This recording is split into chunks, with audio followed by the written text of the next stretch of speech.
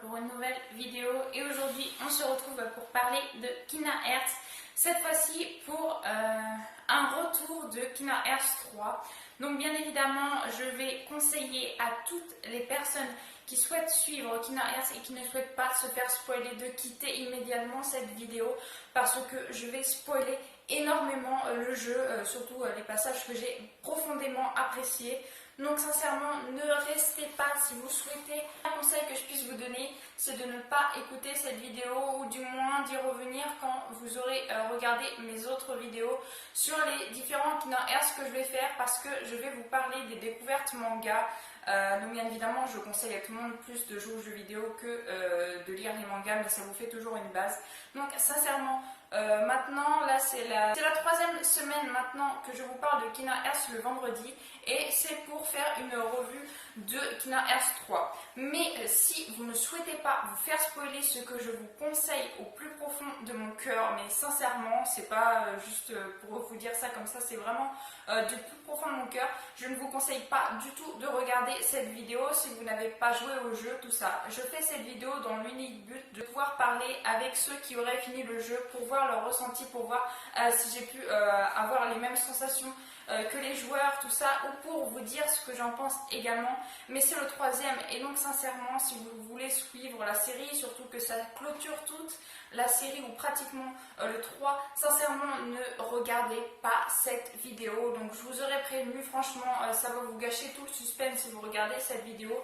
Et je compte faire donc toutes les semaines les différents Kingdom Hearts que j'ai. Je vous les fais en découverte manga, comme ça vous pourrez savoir à peu près de quoi ça parle et je commencerai par le premier dès la semaine prochaine. Donc sincèrement, ne regardez vraiment pas cette vidéo pour pas vous faire spoiler parce que c'est le 3 et il y a pas un ni deux jeux avant, il y en a beaucoup plus, il y en a 5 ou 6 à faire et j'ai au moins 5 mangas à vous présenter en découverte manga. Donc sincèrement voilà, je prends le temps vraiment de vous dire de ne pas regarder cette vidéo pour pas vous faire spoiler, mais ça c'est vraiment pour vous parce que sincèrement c'est une série extraordinaire, ce serait vraiment dommage que vous fassiez spoiler. Donc vraiment voilà, je pense que j'ai tout dit, ne vous faites pas spoiler en regardant cette vidéo. Moi maintenant je vais commencer, donc quitter cette vidéo. Donc tout d'abord je souhaite parler de la boîte du jeu parce qu'elle est juste magnifique. Donc bien sûr j'ai mis ma Keyblade en arrière-plan et les petites figurines par-ci par-là de quelques Kingdom Hearts que j'ai, mais c'est pas le sujet. Donc aujourd'hui on va parler de Kingdom Hearts 3 et de ce que j'en ai pensé. Alors tout d'abord la boîte est juste magnifique. Franchement, alors il y a tous les trios, donc il y a le trio bien sûr de Disney, il y a le trio symbolique donc des personnages principaux de Sora, Riku et Kairi, il y a bien sûr le trio de la génération d'avant avec Ventus, Terra et Aqua, ainsi que bien sûr Naminé qui elle, elle est toute seule la pauvre, et bien sûr mon trio préféré avec Xion, Roxas et Axel. Donc sincèrement la boîte je trouve qu'elle pète, mais personnellement elle ne rattrapera pas la boîte du tout premier jeu qui est juste magnifique. Le tout premier jeu avec le cœur, le Kingdom Hearts qui illumine et les personnages qui sont dans l'obscurité de la pleine lune quoi. Juste trop beau. Mais celui-ci, enfin cette boîte là, sera vraiment en deuxième dans mon coup de cœur de couverture de jeu Kingdom Hearts. Parce que vraiment c'est génial.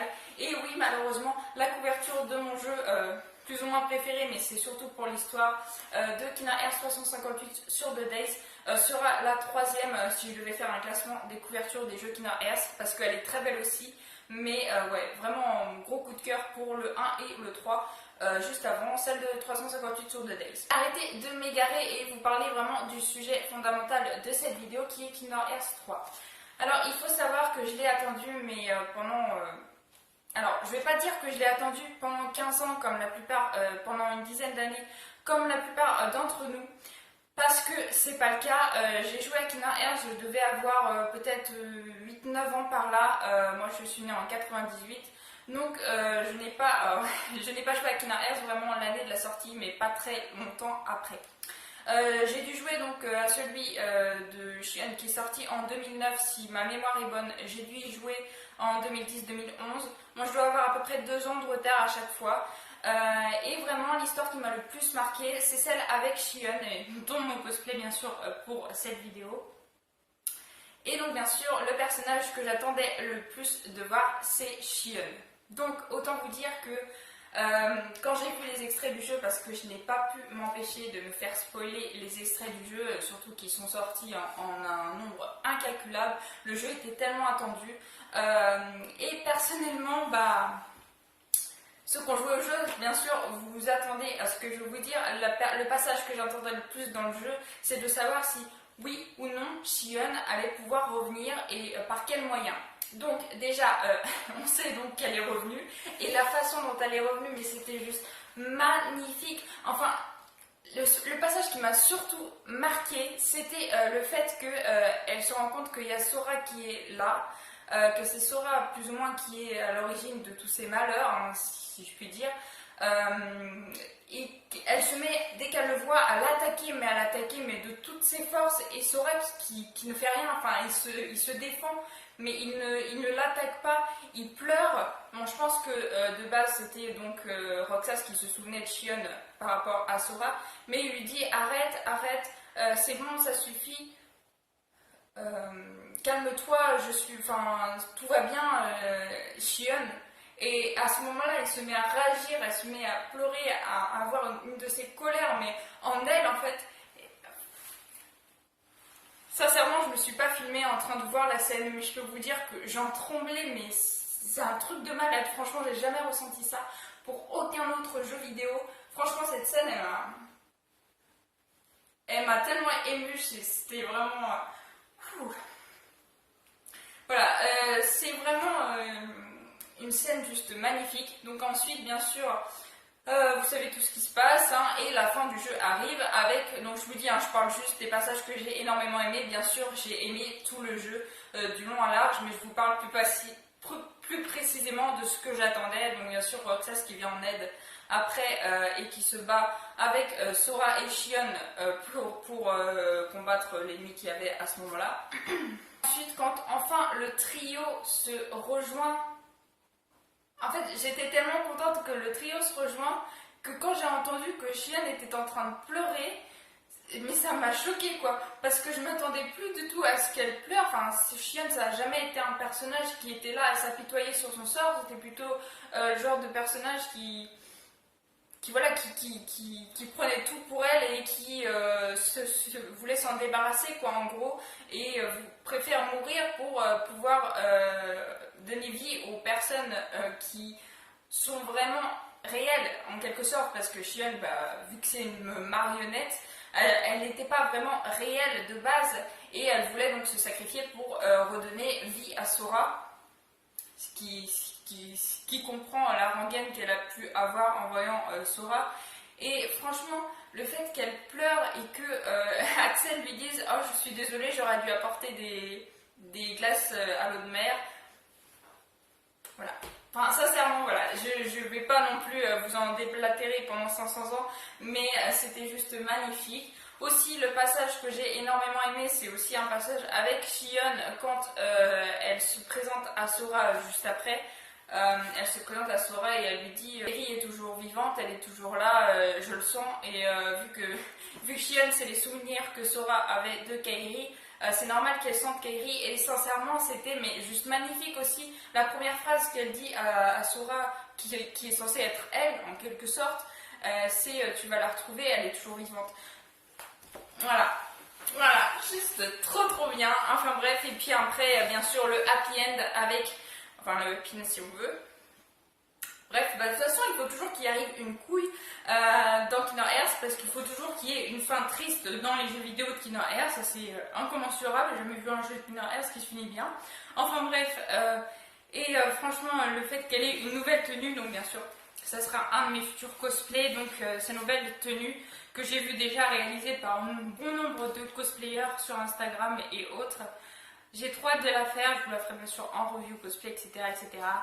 Donc voilà, j'ai vraiment hâte de voir la suite, donc qui visiblement se passerait avec des personnages qui étaient là bien avant Sora, tout ça. Voilà, on verra bien la suite. En tout cas, moi, j'ai eu mon happy end que je recherchais, hormis la fin, bien sûr, où on s'aperçoit que Sora n'est plus, mais que Kairi est revenue et que bien évidemment on voit bien sûr dans la fin secrète également que Sora serait en vie dans une ville qui ressemble énormément à la ville des personnages de The World, je sais plus quoi là, je vous mettrai le nom en bas. La ville ressemble énormément au personnage de ce jeu là. Alors j'ai pas fait ce jeu là, mais pour le coup j'ai envie de me l'acheter, surtout que j'ai la Switch, donc je pourrais pour pouvoir y jouer, pour pouvoir savoir, peut-être en savoir plus sur sûrement la suite de Kingdom Hearts, donc Kingdom Hearts 4 ou je ne sais pas comment il s'appellera. Voilà, donc en tout cas franchement ce jeu est juste génial, j'ai juste trop aimé. Dites-moi vous en commentaire quel personnage vous préférez dans Kingdom Hearts, quel personnage vous attendiez le plus de retrouver. Je pense qu'il y en a beaucoup qui attendaient de voir Aqua ou Terra, ou même Ventus, mais sincèrement moi c'est ce trio là,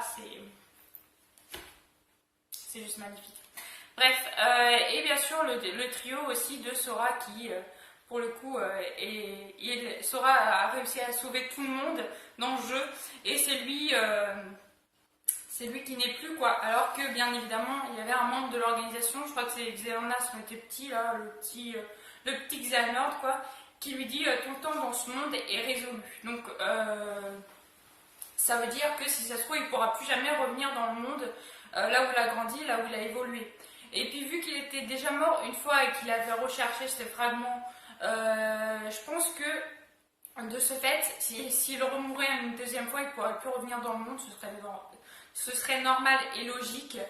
Donc voilà, on verra. Par contre, le truc que j'attends le plus, c'est de savoir dans le DLC qui a été prévu.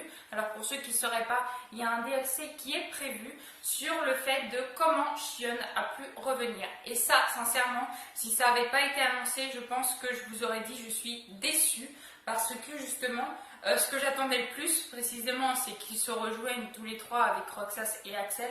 Mais ce que j'attendais aussi, c'était de savoir comment Xion, pourquoi elle est revenue et comment elle a fait, pourquoi l'organisation l'a recrutée alors qu'ils voulaient se débarrasser d'elle pendant qu'elle était avec eux.